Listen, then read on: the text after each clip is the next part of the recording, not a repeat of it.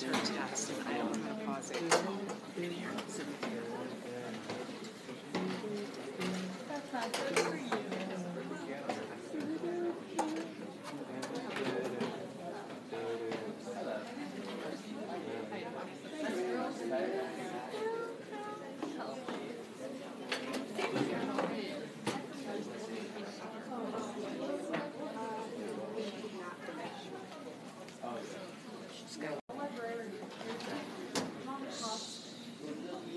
Thanks for gathering, being cooperative with getting up here. I hope you're in the mood for some big words today, because Keanna's going to share a few with us. And Keanna's project has always been this knack over the 3 years that I've worked with her, collecting complex information and then making it digestible and understandable to us common folks. And so I think we're going to get more of that today with Keanna's senior project on the neurobiology of pain.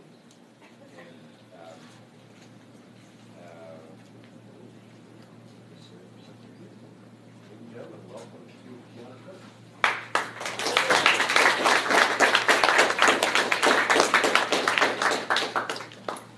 Raise your hand if you have experienced physical pain. You can put your hands down now. Now look over at the person next to you. Imagine that you both have just hit your thumb with a hammer. Oh no, I hit my thumb. Same exact experience. Would your perception of the pain be the same? Now, when you look at it scientifically, not at all. Chances are they'd be completely different. Not in the way that the injury occurred or where it was located, but in the intensity and cognitive appraisal. Our perception of pain is not only formulated by our physical experiences, but also by psychological influences. When these factors come together, a unique pain perception is formed.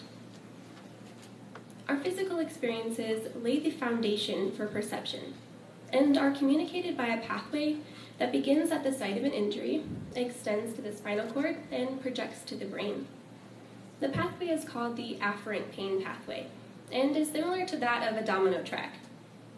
Each of the 4 steps, transduction, conduction, transmission, and perception, rely on the success of the previous step in order for an end goal to be reached, just like a tumbling row of dominoes. But the dominoes can't tumble on their own. They need some type of force to cause this chain reaction. In the pain pathway, this instigator is called a stimulus, like the hammer you hit your thumb with. In a perfect world, this stimulus would cause each of the 4 steps to be completed and pain to be perceived. But in many cases, it is not this straightforward. Modulation, produced by opioids, painkillers, or other medications, can control the signals that are sent to the brain and ultimately lessen the pain that you feel.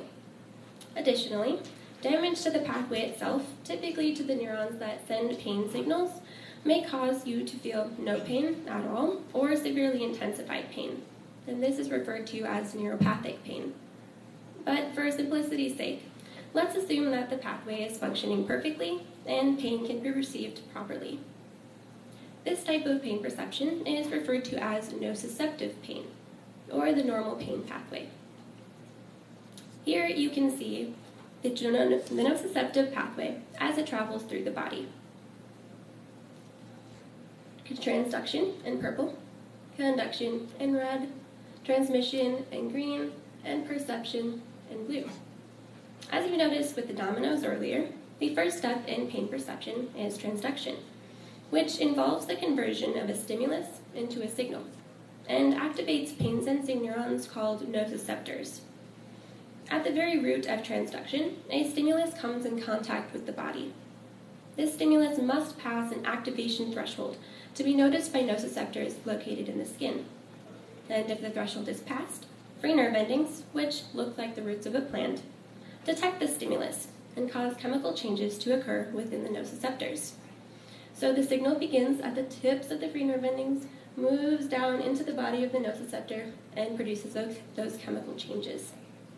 And these chemicals stimulate the nociceptors and promote the pain signal from transduction to conduction. And as conduction begins, the chemicals that cause the nociceptors to activate also produce inflammation, which may be irritating, but is essential to the healing process. Conduction is the second step in pain perception and sends pain signals from the site of an injury in the peripheral nervous system to the spinal cord in the central nervous system. At this point, it is important for you to understand the two different types of nociceptors, or pain-sensing neurons, as we identified earlier. A-delta nociceptive fibers allow you to feel what is called first pain, or the quick, sharp pain you experience immediately after contact with a stimulus. These fibers are small and myelinated, meaning that they have a fatty outer layer. This additional layer allows pain signals to transmit quickly and efficiently. On the other hand, C fibers communicate prolonged, dull, aching pain, or a second pain that you feel long after an injury occurs. These small fibers are not myelinated and transmit pain signals at around 1 meter per second, which is slower than the average walking speed. The difference in transmission rates causes you to first feel a quick, sharp pain, followed by a dull ache. For example, after hitting your thumb with that hammer, your A-delta fibers caused you to feel that initial sharp pain, and hours later, your C fibers provided the dull, aching pain. During conduction, both A-delta and C fibers, which are considered first-order neurons, carry signals to the spinal cord. These signals travel along the fibrous part of neurons, called an axon, which extends from the free nerve endings in the skin all of the way to the spinal cord. When the fibers meet the spinal cord, they ascend 1 or 2 vertebral tracts, travel down the dorsal root, and enter the dorsal horn. It is here that the nociceptors communicate the signal to second-order neurons, which will take the pain signals to the brain.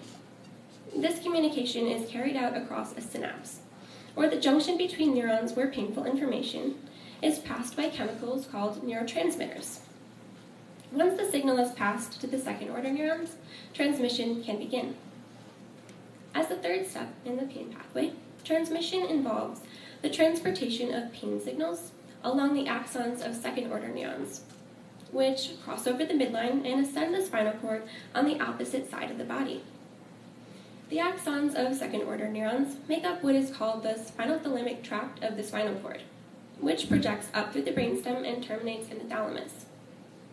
As pain signals reach the brain, the perception process begins. The thalamus, which acts as a relay station, disperses pain signals throughout the brain with the idea that through a combined effort, different brain regions can determine what you are experiencing and what you're going to do about it. Put simply, through perception, the brain locates the source of an injury, assesses the damage, and determines a course of action. For example, in the event that you did hit your thumb with a hammer, the somatosensory cortex would conclude that the pain is in your thumb. The frontal lobe may determine that you need to focus on the pain and nothing else. The limbic system might decide that the pain will make you feel embarrassed or distraught. The tectum demands that you look to see what happened. The reticular formation insists that you may stay alert and remain conscious. And the posterior parietal cortex concludes that this same exact event has happened before, and last time you got through it just fine. Many more areas of the brain contribute to this final interpretation, but these conclusions are different for everybody. This is where our psychological influences come into play. Take, for instance, these two individuals. Let's call them Karen and Stacy, and assume that they also have hit their thumbs with hammers. However, though they experience the same thing, they create a different pain perception. Karen, who works in construction, has hit her thumb before and previously experienced only minor effects. So she creates an expectation which is pretty low for how the pain should feel. And at the time of the incident, she was busy completing a task that needed to be done, creating a valuable state of distraction. Additionally, Karen is generally an optimistic person and understands that what she is feeling now won't last. She is also taught to express what she's feeling and gather support as needed, though support may not be necessary in this circumstance. Stacy, on the other hand, knew someone who lost all sensation in their thumb after a similar incident, and therefore formulated a high expectation for how the pain should feel. She's also a musician and fears that there could be lasting effects. Stacy tends to be pessimistic, causing her to expect the worst, and was taught to suppress the pain that she feels, believing that she must deal with the pain on her own.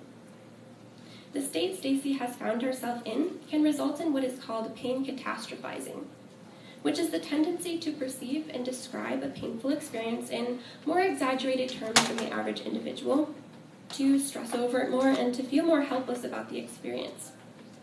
The minor pain experience that Karen perceived and the intense pain that Stacy perceived differ because they're at different places psychologically. Who we are, what we have experienced, and how our brains are wired directly correlate to the pain perception that we perceive. The brain is not a passive receiver of sensory messages, but rather a center that interprets them and makes adjustments accordingly. Therefore, the unique perceptions created within the brain are communicated back to the thalamus, where they are relayed to various parts of the brain and body in order to elicit physical, behavioral, and emotional responses to the pain, such as grabbing your thumb, yelling, and maybe shedding a tear or two. The thalamus also sends signals back down to the dorsal horn of the spinal cord, which produces a form of modulation or control, as we saw earlier with the dominoes. To better understand how psychological factors such as beliefs, values, self-efficacy, and fears can affect the pain we perceive, I collected pain testimonials and found that while these psychological factors did affect pain perception, the pain also affected these psychological factors. The testimonials were collected through an online program called Jotform, which allowed me to receive recorded responses. I then used the recordings throughout production and would like to share a few of them with you today. Here is what people had to say about how they approached their pain psychologically and how the pain affected that approach. As you listen, notice the similarities between the responses. Pain did really affect my normally optimistic point of view in daily life. It just scared the heck out of me, and I was down. I approached my physical pain in the beginning with a grin and bear it. I knew that eventually it would get better, and I also knew that it was important for me to maintain an attitude of gratitude for the support I had. I will give credit to having learned how to live a day at a time. The fact that I grew up in a family that did not coddle, in a family where if you were hurt, the situation would be assessed, but then you were encouraged to, get up, hold your head high, and life wasn't going to end because of the pain that you were in. So due to that, when I'm faced with situations that are painful, I can face them with resilience. I approached the pain with an attitude that I had had in decades and have come to accept this as a way of living. I approached my pain initially with hope, which turned into frustration, and then as the years went by, despair. I approach my pain with an attitude of tolerance. As long as it doesn't get bad enough that it stops me from doing something, I accept it. When I've been in pain for more than a few hours, maybe 8 hours or even a couple of days, I have less tolerance. I've become more critical when the pain goes on, and I want people to reduce it. I initially approached my pain with an attitude that was just really practical and pragmatic. This happened, and I need to do a few things to get back on track. I initially approached my physical pain with an attitude that this too shall pass, and I didn't think much of it. But after a couple of days, when it wasn't getting better with conservative measures, I became more worried. And then it was a couple of weeks, and I was starting to feel a little hopeless. Again, thinking about how my whole life would change if this pain never went away. Also, the fact that I have a little bit of what I think of as resilience and fortitude. I was able to keep doing what I needed to do, work and basic activities, despite the pain, instead of crawling up in a ball and finding a cave to hide in. I'd say that, I expect to have some discomfort at times since I'm an active person. I expect to be able to work through it, and it was a little bit undermining of that faith patterns did you notice as you were listening? Yeah. People try to be more optimistic about it. Right. Anything else? As resisted, they target the field if you can. Less would be somewhere. For sure, yeah. So as Jaden, oh, you have another one back there, Tiernan? I noticed that at the beginning, a lot of people are relatively fine with it, like, oh, it'll go away pretty soon. But when it doesn't, they continue to get more and more pessimistic and wondering whether or not it's going to impact the rest of their life. Right, right. It's harder to maintain that approach as we go through. So as all three of them stated, right, as people approach their pain, right, it starts out in a positive place, but as things progress, it gets kind of harder to maintain that mindset. And for me, it was valuable to understand this through these testimonials, but I was able to develop a greater understanding of this through a personal experience. Just before spring break, I began experiencing intense lower back pain. I had never really experienced something like this before, and for me, half the battle became coping with it psychologically. I usually tend to approach situations optimistically, but when my pain began to affect not only my daily responsibilities, but also the lives of people around me, my attitude towards the pain began to change. In the moment, this is hard to see, which is why, as odd as it may sound, I came to really value this experience. It is one thing to understand pain down to the smallest neuron, but a completely separate thing to experience it firsthand. So you could say that I started off thinking like Karen, shifted towards thinking like Stacy, and as full recovery seemed like more of a possibility, I again adopted Karen's perspective. After a few weeks, it was concluded that I had a somatic spinal dysfunction. Basically, the sections of my spine and my lower back were locking up, and when I moved, they were not moving with me, which caused my muscles to spasm. It was definitely one of the most engaging and valuable life experiences. And I have to say that it's a lot easier to set up a time to meet with medical professionals when there's actually something wrong with you. Through the entirety of this experience, I was able to apply the knowledge that I had been accumulating throughout the previous 7 months. This knowledge was especially useful when classifying and understanding what I was experiencing physically.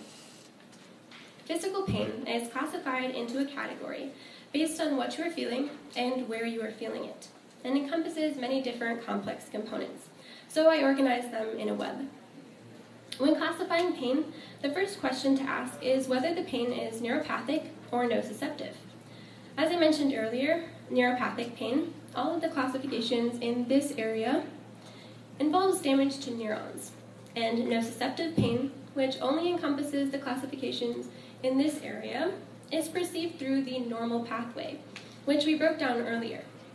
The pain that I was experiencing did not involve any neurological damage, so you can consider it nociceptive. Then, it is important to consider whether the pain is visceral, originating from the internal organs, or somatic, originating from within the arms, legs, face, muscles, or tendons. Because the pain I was experiencing originated from the muscles that connect the vertebral layers of my spinal cord, my pain was somatic, which therefore implies that it was also musculoskeletal. The official classification would be musculoskeletal somatic spinal dysfunction, but these classifications are not used in their entirety as it is just not practical and sounds a lot more intimidating than it needs to be. With an understanding of what was happening physically, I approached treatment, such as physical therapy sessions, from a neurobiological perspective, which only added to the value of the live experience. Other live experiences that I utilized prior to this also proved to be great supplements to my research phase. My first experience came in August, when I spent time with a pediatric physical therapist who were working with a 6-year-old girl who suffers from cerebral palsy. This opportunity came up through my connection with this little girl, as I had been teaching her classical ballet for the previous 2 years as a way for her to regain strength and fulfill her dream of becoming a ballet dancer. Observing treatment in this setting provided a valuable pediatric perspective. In September, I spent time with Peggy Bruckle at the Ascension Rehabilitation Center, where I worked with geriatric occupational therapists. occupational therapy is different from physical therapy in that OT focuses on improving a client's ability to perform activities of daily living, and PT focuses on improving the client's ability to perform movement of the human body. I met with and observed several different therapists, was immersed in their program for patients with Parkinson's disease, and also got to try out several pain management and mobility-inducing techniques for myself. The most valuable aspect that I got out of this particular experience was a holistic perspective and a confirmation that I was on the right track with my subtopics. In October, I interviewed Dr. Brenton Meyer, who is a pain management specialist with ThetaCare. My main goal in contacting him was to begin to understand the degree to which the brain augments the intensity of the pain that we perceive. Through this experience, I received a very technical explanation of the pain pathway and another confirmation that I was going in the right direction with my subtopics. At around the middle of the research phase, I spent a day with Michelle Wenzel, a pediatric occupational therapist with Ascension. While there, I had the opportunity to work with kids who had either sensory processing disorder or cerebral palsy, and took time to talk with the therapist about the connection between pain and psychology, reinforcing my belief that there is no type of physical pain that exists without psychological influences. Additional perspectives from Dr. Tara Snow, Dr. Christine Newton, and Kate Miller, the physical therapist I am currently seeing, have also greatly benefited the depth in my research. The concepts I formed through my live experiences and the research phase in general were organized in a notebook that housed all of my written notes. I find myself not only using my notebook to record information, but also as a place to give structure to complex ideas. After reading through medical journals, which seemed as if they were written in a foreign language at first, I needed somewhere to collect my thoughts and make sense of everything. For example, after spending several weeks breaking down the pain pathway, I organized the process in a way that made sense to me. I also found great benefit in adding visuals to my notes, something which I have done with previous projects. As the research phase was coming to a close, I found clarity in a research organizer that I created to reflect on and interpret my findings. I took the essential questions that I identified during the proposal phase and simply reflected on what I had learned over the previous 6 months. Going through this process may have taken time, but it's built a solid foundation to build off of throughout production. Solidifying product ideas, especially for my non-written product, was quite the process. By the middle of the research phase, I had decided that I wanted to develop an app with a focus on pain management. But as time went on and I did some research into the current market for apps like the one I wanted to design, I found that I would really have to do something unique. There were many apps already available that had a lot of the same tools that I planned to include. So by the time production officially began, I had just switched the focus of my app to managing the psychological aspects of physical pain. The app is broken down into 3 sections: physical, mental, and emotional, and is meant to be a convenient tool for tracking, alleviating, and gaining support for the physical pain you experience. The tools provided allow the user to prioritize their psychological health, with the idea that their mental state greatly affects what they perceive physically. The section of the app which focuses on the physical aspects of pain provides tools for tracking and pain breakdown. Tracking experiences can help paint a better picture of the pain and make for more of an accurate treatment plan going forward. The user can track different levels that may apply to their lifestyle, such as stress and fatigue in addition to pain. Physical pain can be intimidating, but breaking it down into sensations can make it seem a lot less daunting. The pain breakdown section of the app provides a place where the user can identify exactly what they're experiencing in a way that encourages acceptance. The mental well-being section of the app provides both meditation and mindfulness practices, which encourages the user to take a step back and view their pain from a more positive and non-judgmental perspective. Within the meditation space, a series of pain-related guided meditations are provided, and in the section of mindfulness, there is included a breathing timer and tips for making mindfulness habitual throughout the day. The section of the app that focuses on emotional well-being provides support and a place for reflection. Within the support section, I included the testimonials that I mentioned earlier. which provide both informational and personable insights into the different dimensions that pain can take. The reflection space promotes daily reflection, as well as the practice of gratitude. Before I show you the app, I would like to thank my father for contributing his time and knowledge of programming to this product. This level of progress would not have been made possible without your willingness and dedication, so thank you.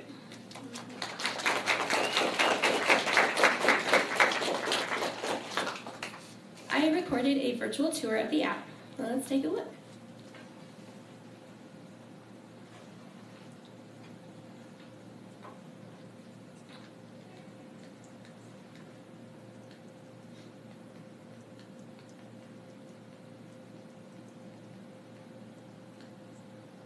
Now you all know my password too.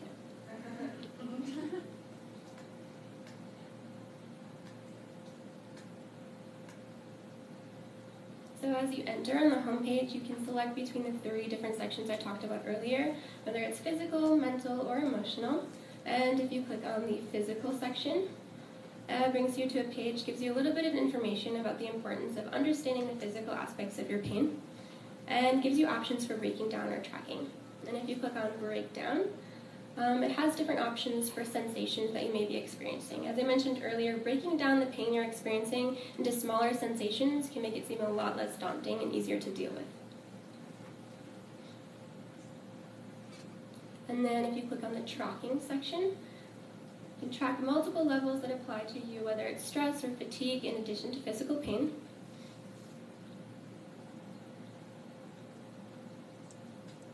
And then if you click on new entry, simply enter a date, and on a 1 to 10 scale, rate the level that you're experiencing.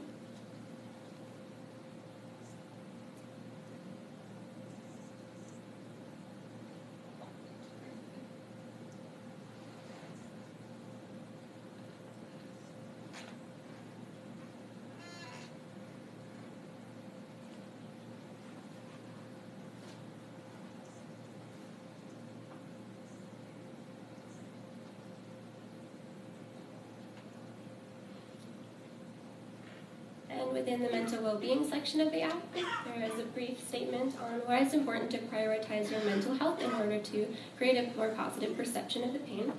And this meditation is focused on relaxation.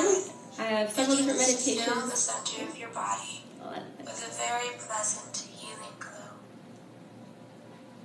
You can begin to notice this place of comfort, a warmth of safety in the center of the body. And you can begin to feel the safe and warmth begin to spread. It is a pleasant sensation, and you can imagine this warmth spreading out from the core of your body, almost like rays of the sun. And then in the mindfulness section, breathing timer that you can track your breathing and just take a few minutes to let yourself breathe. And then some tips on making mindfulness habitual throughout the day.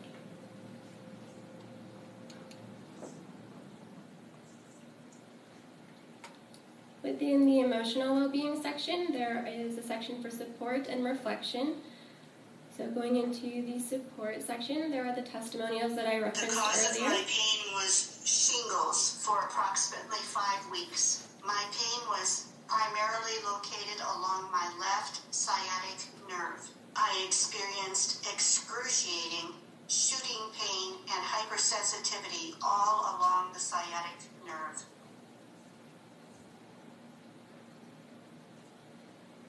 My back pain started around 2005 when I was playing with my nephews and was running across the yard to catch him. And as I was running, I just felt a little tweak in my back. I didn't think it was anything at the time, but it became something that I noticed as a couple of months went on.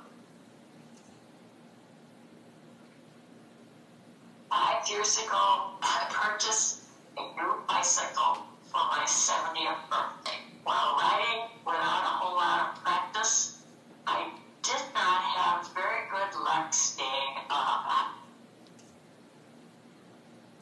I had back pain probably from biking an ill-fitting bike. It was located in kind of right under my shoulder blade, and it stayed there. It was like a knife or an ice pick jabbing into the area. It felt horrible. The pain was essentially constant. It did wax and wane, but it was always there, and it lasted for weeks.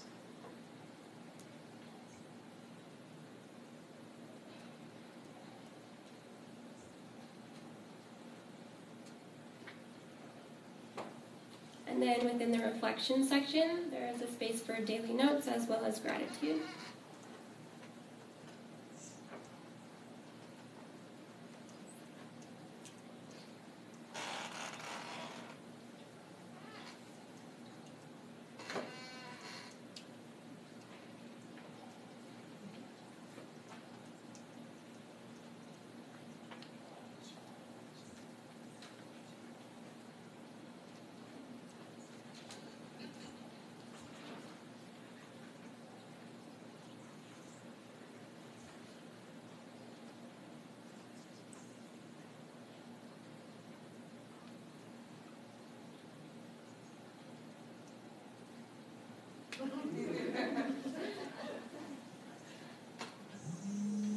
That was the timer for the mindfulness time.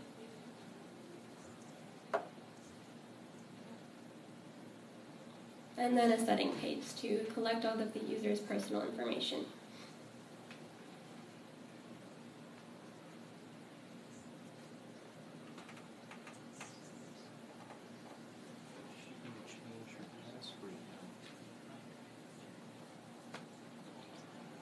Seeing as the app covered the psychological aspects of physical pain, I decided to direct the focus of my essay towards physical pain perception.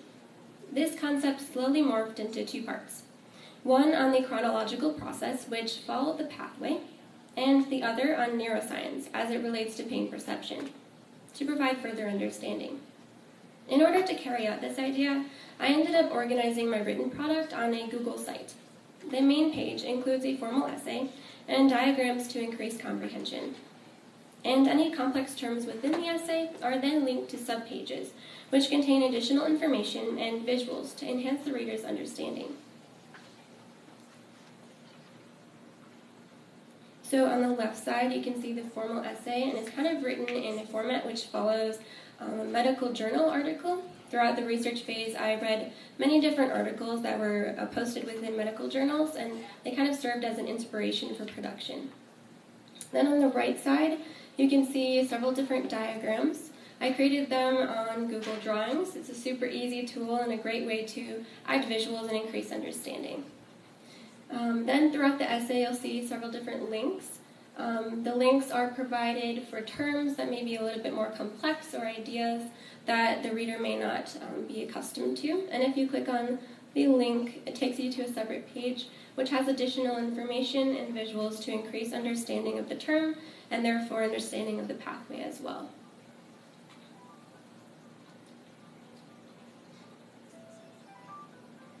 So at the beginning of the project, I created another website, and it shows evidence of all of the different project phases as I went through the year. Within the proposal phase, I had an ongoing definition of physical pain, and I kind of contributed to it throughout the year. And it was interesting to see how the definition changed as I went through different phases. So the people I was talking to, the sources I was using, changed the way I defined pain. And I also have a statement at the bottom about kind of why I wanted to complete the project. I felt that it was good to solidify intentions before embarking on something I'd be doing for the entire year. Within the research section, I have a research progression chart that kind of outlined where I wanted to go with my research and what I wanted to focus on, possible activities for live sources, and contact information as well. Also within the research section, I have separate pages for each of my subtopics. So for example, with classifying pain, I have the links for my sources listed on the left, I have essential questions on the right, and then objectives that I wanted to complete in order to follow through with the subtopic at the bottom. Each of the subtopics, whether perceiving, managing, or psychological aspects, is organized in the same way. The planning section includes a lot of information on my focus skill, which was to prioritize mental well-being. And I used Google Forms to organize and collect information, and then conveniently Google Spreadsheet takes that information and creates really cool graphs that you can analyze your information with. At the bottom, I have included a planner. I find that for me, when it comes to planning, creating something that's visual helps with breaking down those milestones and keeping track of daily objectives. For production, I have several different journal pages dedicated to planning out what I wanted the app to look like. I also used a really cool tool called Balsamic, which is a wireframing tool for an app design. When you go into the interface, on the left side you will see many different pages outlined. So the 23 different pages that I used in my app are broken down visually. And it was a great place for me to break down what each page was going to look like. And then this wireframe was used as somewhat of a recipe in order to create the final app. And I found that looking back and reflecting, creating this plan or recipe was one of the challenges that I kind of encountered as I went through the project. So I would say that for me, it was a matter of kind of accepting that this process, for it to be valuable and fulfilling to me, needed to be unique. It can't be something that has been done before. So going from one solid plan to a state of temporary disarray and to another solid plan was something that I had to learn to accept, and I would consider that one of the challenges that I faced. Another challenge that I encountered was balancing the depth of research with the amount of content that I wanted to cover. Each subtopic that I outlined during proposal could have been projects in themselves, but I felt that to gain a holistic perspective, each topic was necessary. To maintain the level of depth that was expected, I prioritized the quality of my sources and set aside time simply to process information. Reflecting on that part of the project, I can confidently say that all of my subtopics were covered in a depth that I'm proud of. Challenges lead us to places we wouldn't normally reach. For me, overcoming these adversities led to a change in perspective, both towards the project process and to physical pain in general. I now understand that there is so much more to pain than what is experienced physically. I saw this in the patients I observed and also in myself. This idea is applicable to many different situations, not just to physical pain. There is always something more to someone's story or experience than what is portrayed on the surface. These factors are important to consider when providing support or offering treatment, and will be of great value as I pursue a career in healthcare. Next year, I will be attending St. Catherine University in St. Paul, Minnesota, and majoring in psychology. Currently, the plan is to go into an occupational therapy doctorate program, but as I learned through this project, a change of plans may not necessarily be a bad thing. I am really looking forward to continuing to pursue my interest in healthcare, using a holistic approach towards the recovery process, and broadening my horizons in a new environment. My senior project is both an end and a beginning. Looking back at where I've come from, it almost seems as though I was preparing for this project back in 9th grade when I studied neuroscience and our perception of reality, in 10th grade with proprioception and biology, and 11th grade with kinesiology and lifespan developmental psychology. Throughout this year, I found myself applying knowledge from these projects constantly, as I am sure I will do over the next 6 years as I complete my education. Coming to understand this unavoidable fact of life has tested and grown my understanding of countless disciplines in a way that will surely be applicable to wherever the future brings. Thank you.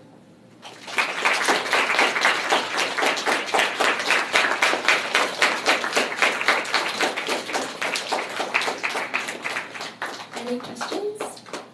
Yeah. So the question was, why St. Kate's? For me, I think, one, it has a really good occupational therapy program, one of the best in the nation. That was definitely a big deciding factor. It has a lot of the same philosophies as what we have here. So it's a very individualized, smaller environment. They actually have a senior project that they do their last year. It's very similar, so it'll be very applicable in that way. I think a big one was those philosophies, for sure. And it's a beautiful campus. So. Yeah, Lauren. How did you become so interested in this topic? Yeah. The question was, how did I become so interested in this topic? As I was alluding to before, a lot of my projects at VNS have kind of fallen into this realm of healthcare and not necessarily pain specifically, but science and neuroscience. So that kind of led me on this path towards this project for sure. Also my future endeavors that I'm looking into, like I mentioned, occupational therapy. A big part of that is, of course, pain and dealing with it psychologically. So I think both past and previous circumstances for sure. Yes, Sam? Did you ever think during, or after the planning phase that you had overestimated yourself? Yeah, the question was, did you ever think during the proposal phase that you overestimated yourself? Yeah, like I was mentioning before, one of the challenges was that I had a lot that I wanted to complete, and it seems like a lot of time in the beginning, but going through, there's really not a lot of time to cover that to the extent. So definitely thought that there was a lot that I wanted to cover originally, but going through, as I said, kind of developed these strategies to really process the information in a way that I could get through stuff, but also keep that level of depth. What was your biggest aha moment as a result of this project? Yeah. The question was, what was your biggest aha moment going through the project? I think it came during research. A lot of what I was going through, reading different journals, the pain pathway was kind of explained in pieces. So it was like creating a puzzle, but the puzzle had millions of pieces to it, which was very overwhelming at first. So it was a matter of kind of collecting those pieces from different areas, interpreting them, and then finding a way to make them all come together.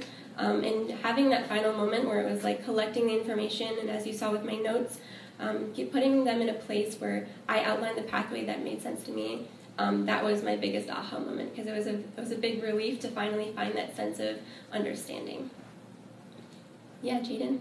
Whenever you were lacking motivation, how did you keep yourself going?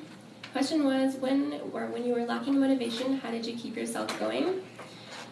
I think for me, two things. One, I know that when I have this feeling of lack of motivation, I know that if I just do it and get it done, it's going to feel better, and it doesn't work all the time, but I usually try that first. Another thing is just that this topic was so applicable to what I'm going into and what I'll be doing for the next few years, and that in itself was very motivational. Getting this understanding and being able to get into college with a really solid understanding of this topic. So, yeah.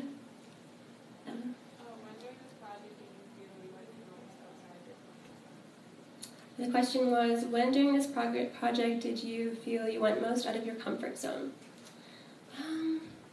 I think it might have been just embarking on the app, and I thank my father for helping me with it, but I have no understanding of programming to begin with, so that was in itself was kind of a leap of faith for a little bit, but again, having that support was really essential, and it turned out just fine, so I think that was the biggest step out of my comfort zone. Yeah, Mr. DeMay. So with the app, you kind of made this prototype of it. Have you piloted it? Is that where some of the data came from? And then, is there a next step, or why not go all the way with this app? Right. Yeah. So the question was, why not go all the way with this app, or where are you at? Where's the data from? Have you piloted it? So due to the time and resources, I wasn't able to put it out and make it live at all. So it is currently just available to me, unfortunately. But due to the time restraints, that's how it ended up. So the information that you saw there is just stuff I put in there. In the future, I'd love to possibly use the information I get in college and add to it and develop it further, and then make it live eventually. So that's the goal.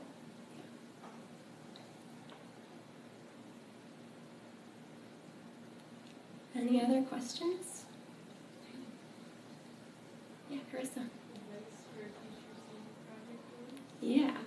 I think for me, the question was advice for future seniors. Thanks, Dad. I think I would say don't be afraid to try new things. And I know it sounds super cliche, but whether that's content-wise, whether that's process-wise, just challenge yourself in that way, because no matter what, it's going to have benefits, even if you fail, because you're going to learn from those and it'll be all right. So I think just try new things because they'll have great benefit. Ms. Lipke. is the root reason for pain? Why Yeah. does it exist? The question was, what is the reason for pain?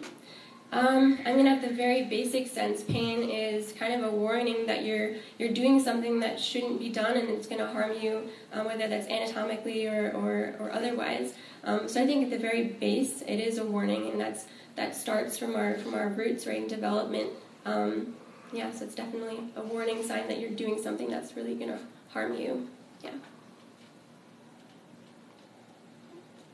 Any other questions?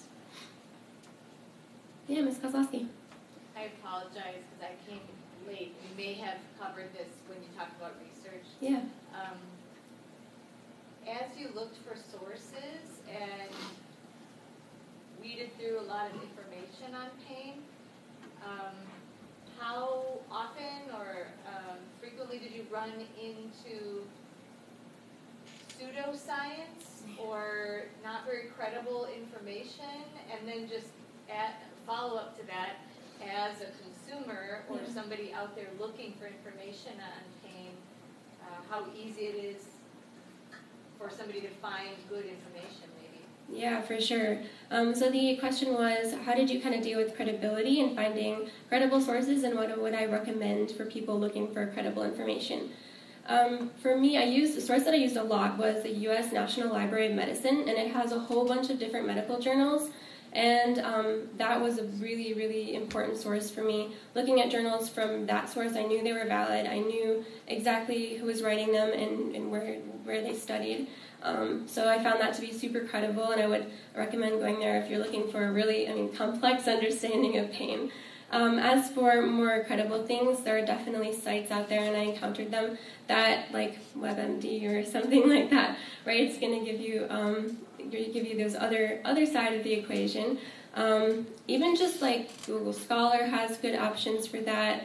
And there are certain sites that like WebMD, and you can tell that they're more on that side of the equation. So definitely check out U.S. Library of Medicine if you're looking for a complex look into it, and you can categorize your searches too with Google Scholar, which is nice. So. Any other questions? Ms. Lippy. Is there a way that you can identify or change your pain threshold? How do you know if you're Karen or Stacy or somewhere in between? Right, so the question was, is there any way that you can change your pain threshold? So what I found was that in order to kind of change this threshold, it helps with how you approach it.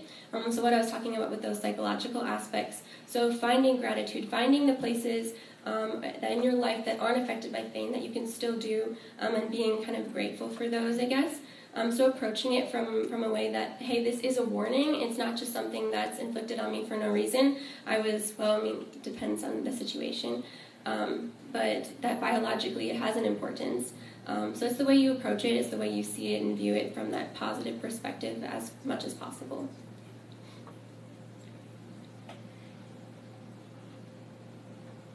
Mr. DeMay.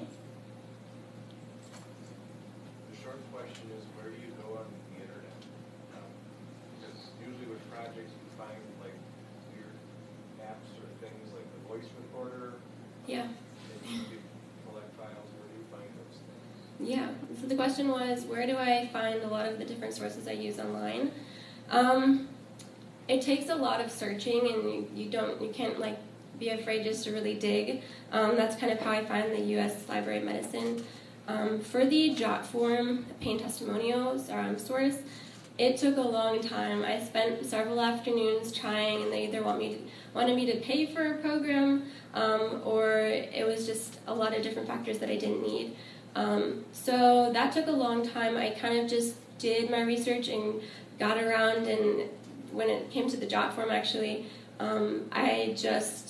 I was almost about to give up, and I did a last search, and it just popped up there. So sometimes it's just a matter of luck coming across it, but also just don't be afraid to just dig and get through some sources and get through a bunch of different searches, rephrase your search. It helps a lot. It brings up a different list every time, so getting through that process. Yeah.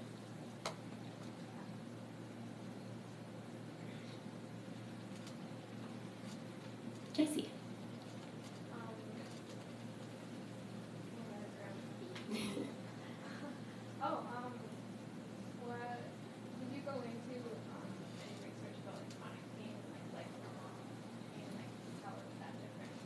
Right. Yeah. So the question was, did I go into any research on chronic pain or lifelong pain? Yes, I did research the difference between like chronic pain and acute pain, especially when it comes to the psychological ways we approach them, and then also the physical ways we perceive them, which kind of is between physical or chronic pain and acute pain.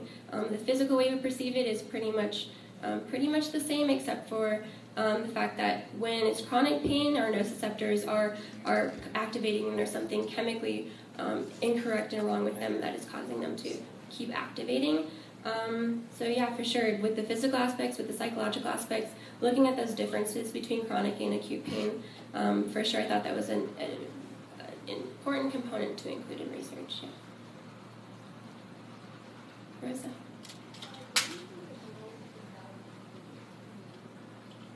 Yeah, so the question was, what would a world without pain mean for humanity? And I think that when people think of that originally, because we think of pain as this negative thing, they're like, oh yeah, no pain, that would be great. But there are people living with pain, it's called analgesia, and the effects without pain are really severe. Because I said before, without pain, we don't know when to stop. We don't know when, to what point it's going to harm our bodies, and it still harms them, but they just don't feel it and they're not able to stop beforehand. So it's a very dangerous condition and not anything that anybody would want to live with. So again, though negative pain is a very positive thing, as hard as it is to accept. So a world without pain would be a very dangerous and not a very happy place. Yeah. Yeah, Jaden. Did you ever look into like diseases that could cause pain and not being able to feel pain? Yeah, the question was, did I look into any diseases that cause pain or cause people to not be able to feel pain? Yeah, I did. Talking about analgesia before, that was one that I definitely looked into, and that's caused by neuropathic pain, which I was talking about with the damage to nerves. Definitely had a focus on that, and then how those specific conditions affected the pain pathway was for sure. So it always came back to that pathway and how everything affected it. So, yeah. Will? What future do you see for your app? Are you going to add anything else to it? And is development stuff you want to continue looking into in the future? Yeah, for sure. So the question was, in the future, where do I see my app going? So as I kind of mentioned before, I definitely am interested in contributing my research in college and graduate school into the app if possible. Visually too, incorporating more aspects of that as well. Just because of the timeline, there wasn't necessarily a lot of time we could put into creating a perfect app, of course, so there's always development to be done. So adding new information, creating it, and developing it visually is definitely something I see in the future. So. Lauren? How far do you think you will end up going with the app? The question was, how far do you think you're going to end up going with the app? So as I mentioned, I think if possible, I'd like to make it live, and I'll let you guys know if I make it live. You can download it. That's the end goal. We'll see how long that takes or what point that occurs. But yeah, Jesse.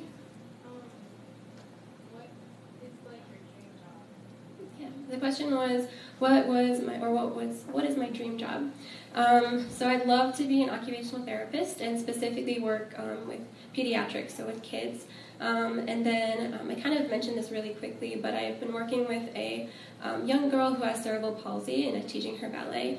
And kind of through that, it sparked an interest, and I think I'd love to work with kids with cerebral palsy. That'd be really cool. So occupational therapy, pediatrics, and cerebral palsy.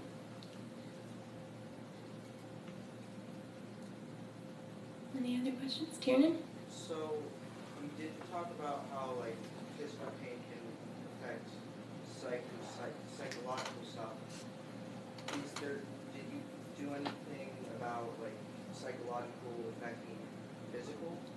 Yeah, for sure. The question was, did I do any research on how our psychological factors affect the physical pain? And for sure, mental conditions can affect, and our mental states can affect the pain we perceive. So it affects that descending pathway. So I talked a lot about the ascending pathway, which goes to the brain. And I mentioned a little bit about how when our brain interprets the information and sends it back down to the body or to other parts of the brain to create an action, that can definitely be affected by these mental conditions or psychological states.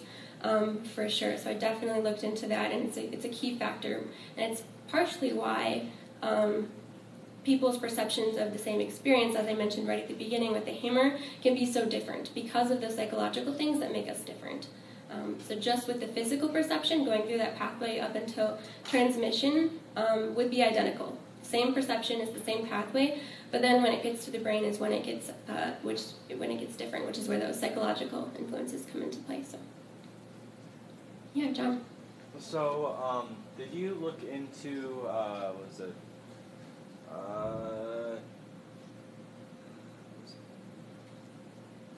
Give me a okay. Sounds good. Anybody else?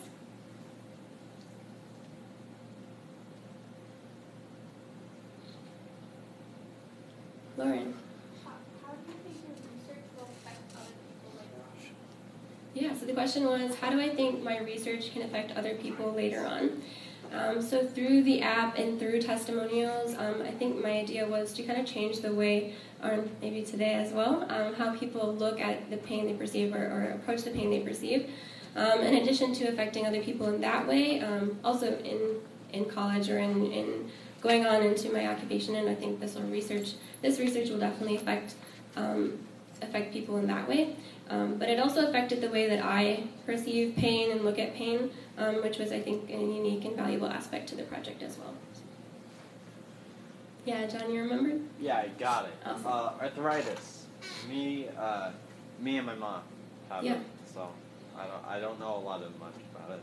Right, yeah. So the question was arthritis. Did you look into arthritis? Yeah, I did look into both osteo and rheumatoid arthritis. It wasn't, again, this was the tricky part with this project, was that there were so many different branches that I could go to, and if I went in depth in every single aspect, right, that would be kind of tricky.